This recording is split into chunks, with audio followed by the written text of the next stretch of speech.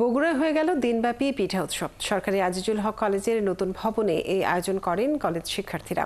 যুদ্ধক্ষেত্রে ব্যবহার হয় এমন ভারী অস্ত্র, সাবমেরিন, অ্যাটম বোম, গ্রেনেড সহ নানা অস্ত্রের নামে পাহাড়ি পিঠার পসরা সাজানো হয় উৎসবে।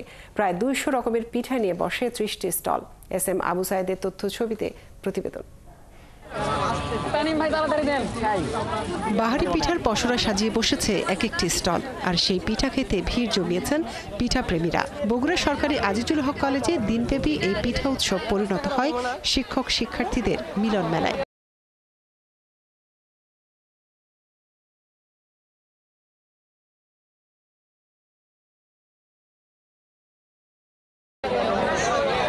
পিঠা উৎসবকে ঘিরে আগ্রহের কমতি ছিল না সাধারণ মানুষেরও। মেলার মাঠ ভরে ওঠে তাদের পদচারণায়।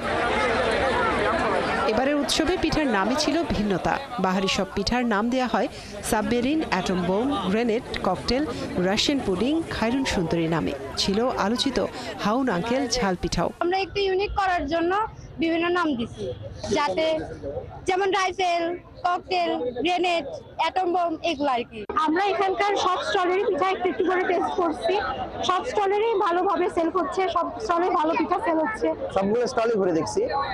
আসলে যেখানে যাই সেখানে আরো নতুন নতুন আইটেম মানে চোখে পড়ে। কেমিস্ট্রি ডিপার্টমেন্টে কিছু খাইছি, গণিত ডিপার্টমেন্টে খাইলে সব মিলে আদার্স সব মিলে ওভারঅল ভালো ছিল। সরকারি আজিজুল হক কলেজ যে উদ্যোগটা নিয়েছে, যে পিঠা উৎসবটা করছে, এটা আমাদের অনেক ভালো লাগার একটা জায়গা তৈরি হয়েছে। এখানে অনেক রকম পিঠা রয়েছে, সবগুলোই আমাদের বাঙালি ঐতিহ্যকে বহন করছে। আমাদের এখানে 10টা আইটেম ছিল, সবগুলো পিঠাই মোটামুটি অনেক ভালো সেল হয়েছে। অনেক ডেকোরেশন করে, অনেক কষ্ট করে এতদূর আসছি আমরা, এসে আজ এই পর্যন্ত আমাদের আয়োজনটা। শিক্ষার্থীদের এই আয়োজনে খুশি কলেজের শিক্ষকরাও। তারা বলেন, শীতের এই আয়োজনের অপেক্ষায় থাকেন তারা।